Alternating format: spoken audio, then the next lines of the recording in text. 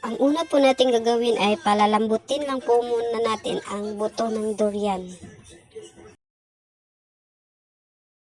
Pag malamig na po siya, ilagay na po natin sa Tupperware.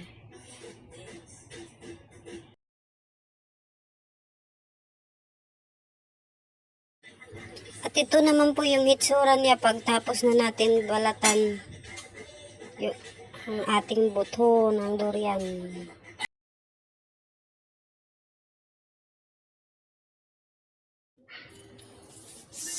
So ito po yung ginawa ko. Binalatan ko po siya.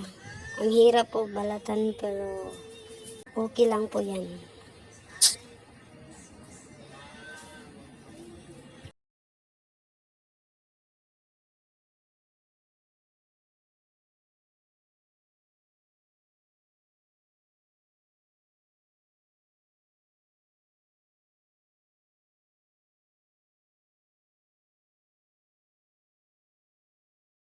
Pagkatapos po nating balatan yung ating buto ng durian, hugasan po natin ng tubig. At saka tanggalan natin ng maliit na buto din. Meron po siyang maliit na buto sa buto. Maliit na buto sa buto?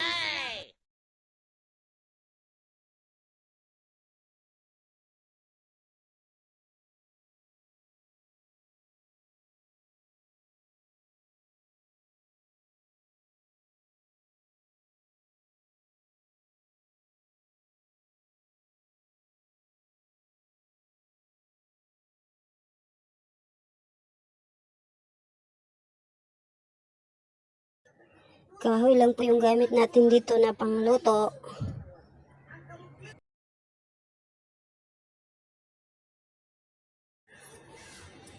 Atin na pong isasalang yung kalan sa ating kahoy. At lagyan natin ng mantika yung kalan. Kaunting mantika. Pagkatapos ng mantika, ilagay natin yung buto ng durian na ating binalatan kanina. Hanguin lang po natin minsan yung ating buto ng durian.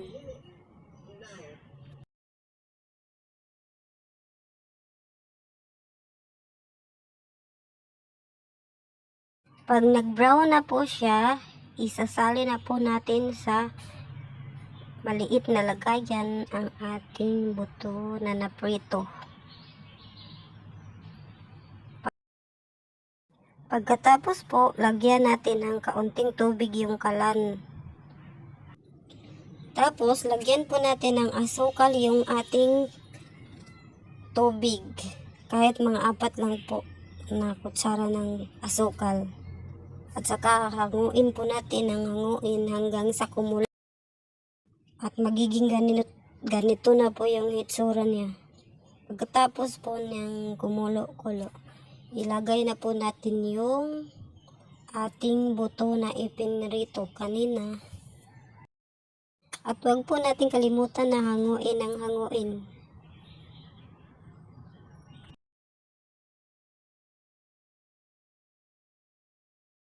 Pagkatapos, isasali na po natin sa ating lagayan ulit.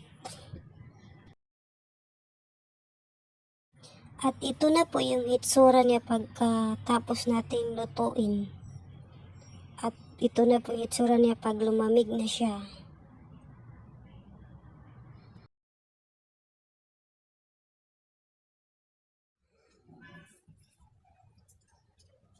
Kain na po tayo. Sa unang kagat pa lang po, para po siyang donut. Pero yung laman niya, para siyang gabi.